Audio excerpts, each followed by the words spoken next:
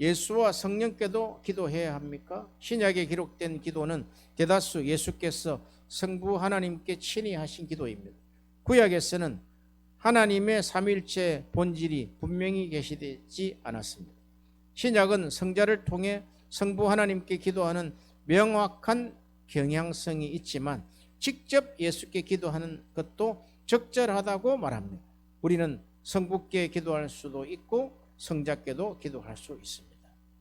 보통 보면 이렇게 물어보면 기도는 성부께 기도하는 것이죠? 아멘. 그러면 성자에게 기도할 수 있습니까? 하면 이제 헷갈리는 거예요. 그런데 성경은 성자께 기도를 하고 있어요. 신약에 사도행전 1장 24절에 그들이 기도하여 이르되 무사람의 마음을 아시는 주여, 이 두 사람 중에 누가 주님께 택하신 바 되어. 이제 12명 하는데 마띠아를 선출할 때 이렇게 기도하는 모습. 사도행전 7장 50절 그들이 돌로 스데반을 치니 스데반이 부르짖어 이르되 주 예수여 내 영혼을 받으시옵소서. 예수께 직접적으로 기도했대요. 요한계시록 22장 20절에 이것을 증거하신 이가 이르시되 내가 진실로 속히 오리라 하시거늘 아멘 주 예수여 오시옵소서. 하지만 성령께도 기도해야 하는가? 성령께 직접적으로 하는 기도는 신약에 기록되어 있지 않지만 그 기도를 금지하는 내용도 없습니다. 성부와 성자와 마찬가지로 성령께도 온전히 하나님이시며 우리의 기도를 받으시기 합당하며 그 기도에 응답할 수 있는 능력을 가질 수 있기 때문입니다. 그러니까 성령께도 기도 가능하다. 오 성령이시여, 오늘 우리 이곳에 성령께서 임하셔서 7가지 역사를 이루어 주옵소서. 에스겔서 31장 9절에 또 내게 이르시되 인자의 너는 생기를 향하여 대언하라. 생기에 대하여 대언하여 이르기를 주 여호와께서 이같이 말씀하시기를 생기야 사방으로부터 왔어 이 죽음을 당한 자에게 불어서 살아나게 하라. 성령께 그냥 명령 기도를 한다. 우리가 성령께 기도할 수 있다고 말하는 것은 우리가 그분께 말하거나 그분께 인격적으로 관계를 맺을 수 없다고 말하는 것과 다름이 없으며 따라서 이는 옳지 않습니다. 그분은 우리와 인격적인 방식으로 관계를 맺으며 그분은 보혜사시며 당연히 우리의 보혜사이신 그분께 말할 수 있어야 됩니다. 이렇게 성령과의 교통, 코이노니아, 이 다란 말이 다 우리 신앙생활에 다가 이제 우리에게 성령을 보내주셨기 때문에 예수의 영이잖아요. 이분과 교통하고 이분과 함께 생활하고 이분이 말하게 하면 말하시고 오늘도 성령께서 말하게 하시고 우리 안에 조명하시고 우리 안에 7가지 역사를 이루시고 기적을 베풀어 주시고 할렐루야.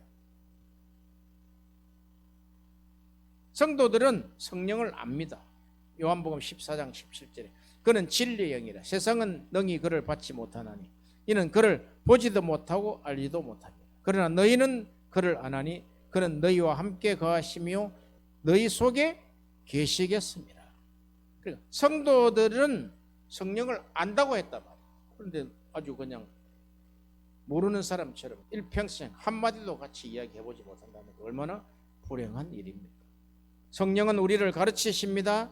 요한복음 14장 26절에 보혜사 곧 아버지께서 내 이름으로 보내실 성령 그가 너희에게 모든 것을 가르치고 내가 너희에게 말한 모든 것을 생각나게 하리라. 성령은 우리가 하나님의 자녀임을 증언합니다. 로마서 8장 16절에 성령이 친히 우리의 영과 더불어 우리가 하나님의 자녀인 것을 증언하시나니 이러므로 성령은 우리의 죄 때문에 근심하십니다. 에베소서 4장 30절에 하나님의 성령을 근심하게 하지 말라. 그 안에서 너희가 구원의 날까지 인치심을 받았느니라. 그러니까 이 우리 안에 성령의 코이노니아가 잘 안 되는 사람은 죄 때문에 그렇다. 성경에서 이야기하는 너희가 신랑을 잃어버릴 때가 온다 이랬다.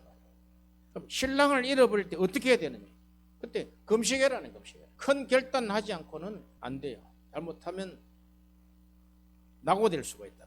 성령께서는 인격적으로 의지를 행사하여 영적 은사를 나눠주십니다. 고린도전서 12장 10절에 이 모든 일은 같은 한 성령이 행하사 그의 뜻대로 각 사람에게 나눠주시는 것입니다. 이러니 성령과의 코이노니아가 없는 자들이 어떻게 신앙생활을 할 수 있겠습니까? 냉랭하죠. 그냥 죄나 펑펑 짓고. 그러므로 때때로 성령께 직접 기도를 드리고 그분의 특별한 사역이나 책임의 영역에 관련된 무엇인가를 해 주실 것을 간구하는 것은 잘못된 일처럼 보이지 않습니다. 실제로 교회 역사에 자주 불렸던 찬송가 몇 곡은 성령께 드리는 기도였습니다. 성령이여 강림하사 나를 감화하시고, 성령께 지금 기도하는 거예요. 불길 같은 주 성령 간구하는 우리에게 지금 강림하셔서, 이게 다 성령에 드리는 기도의 내용이다 이 말이에요. 그 외에도 찬송 성부 성자 성령으로 끝나는 찬송을 예로 들 수 있습니다. 이에 더해 주후 381년에 니케아 신조는 우리는 성령을 믿습니다. 그분은 성부와 성자와 함께 영광을 받으시며라고 말합니다. 성령께서 예배를 받으셔야 한다면 그분께 기도하는 것도 적절한 일입니다. 하지만 신약 안에서 이 경향성을 확인할 수는 없습니다. 우리의 기도 생활에 이것이 주된 강조점이 되어서는 안 됩니다. 그러니까 무조건 성령 안 된다. 삼위일체 하나님. 다섯 번째, 우리의 기도의 성령의 역할. 로마서 8장 26절 27절에 이와 같이 성령도 우리의 연약함을 도우시나니 우리는 마땅히 기도할 바를 알지 못하나 오직 성령이 말할 수 없는 탄식으로 우리를 위하여 친히 간구하시느니라. 마음을 살피시는 이가 성령의 생각을 아시나니 이는 성령이 하나님의 뜻대로 성도를 위하여 간구하심이니라. 여기서 말할 수 없는 탄식이, 여기에 탄식은 성령께서 기도자의 연약함을 도우사 탄식과 신음을 하게 하십니다. 성령이 우리와 함께 탄식하며 그의 연약한 기도를 효과적인 것으로 만든다는 것을 의미합니다. 성령 안에서 기도하는 것이 무엇을 의미하는지에 관한 물음도 이와 관련이 있습니다. 바울은 성령 안에서 기도하라, 에베소서 6장 18절에 모든 기도와 간구를 하되 항상 성령 안에서 기도하고 이를 위하여 깨어 구하기를 항상 힘쓰며 여러 성도들을 위하여 구하라. 유다도 성령으로 기도하라. 유다서 1장 20절에 사랑하는 자들아 너희는 너희의 지극한 거룩한 믿음 위에 자신을 세우며 성령으로 기도하며. 이 구절을 이해하기 위해서 신약에서 다양한 행동을 성령 안에서 할 수 있다고 말하고 있음을 깨달아야 합니다. 사도 요한이 주의 날에 성령에 감동되어 있는 것도 가능합니다. 또한 성령으로 기뻐하시며 성령 안에서 무엇을 작정하거나 결정하고 양심이 성령 안에서 증거하고 성령 안에서 하나님께 나아감을 얻고 성령 안에서 사랑하는 것도 가능합니다. 이 표현들은 의식적으로 성령의 임재, 곧 성령의 능력과 사랑, 기쁨, 진리, 거룩함, 의로움, 평화 같은 하나님의 닮은 속성에 의해 특정 지어지는 임재 안에 거함을 뜻하는 것처럼 보입니다. 따라서 성령 안에서 기도한다는 것은 우리가 둘러싸고 있으며 우리와 우리의 기도 모두를 거룩하게 만드시는 하나님의 임재를 의식적으로 지각하며 기도하는 것을 의미합니다. 이 말은 무엇이냐면 성령이 우리 안에 계시잖아요. 우리가 기도할 때 중보자 예수 그리스도를 통해서 기도할 때 성령이 말할 수 없는 탄식으로 친히 우리를 위하여 간구하게 하시는 성령이 도와주신다는 그런 것을 의식적으로 생각을 해라. 오늘도 성령이여 도와주옵소서. 예수님 도와주십시오. 같은 거죠. 하나님 도와주십시오. 마찬가지다. 그 삼위일체 하나님 중에 가장 지금 우리와 지금 우리 영과 동행하고 있잖아요. 그래서 성경은 성령을 더 스피릿, 대문자 스피릿 S자를 씁니다. 그러나 나의 영 하면 마이 스피릿 소문자로 씁니다. 그러니까 마이 스피릿하고 더 스피릿하고 우리 안에 함께 있다. 루아흐, 푸뉴마 우리 안에 계신단 말이에요. 그러니까 우리는 마이 스피릿이잖아요. 푸뉴마에 소문자 푸뉴마다. 성령은 대문자 푸뉴마다. 로마서 14장 17절에 하나님의 나라는 먹고 마시는 것이 아니요 오직 성령 안에 있는 의와 평강과 희락이다. 그러니까 우리 하나님 나라는 성령 안에 있다는 거예요. 먹고 마시는 그런 문제가 아니다. 육신의 문제, 눈에 보이는 문제 아니다. 성령 안에서 있는 의, 평강, 희락이다. 말씀으로 인하여 말씀에 사로잡혀 있을 때는 하나님의 임재로 나타나는 현상은 하나님의 의 그리고 예수님의 평화 내 안의 복음으로 인한 기쁨이 충만할 때인 것입니다. 그래서 우리가 하나님의 임재, 우리가 성령 안에 있을 때 그 구체적으로 언제냐 이거.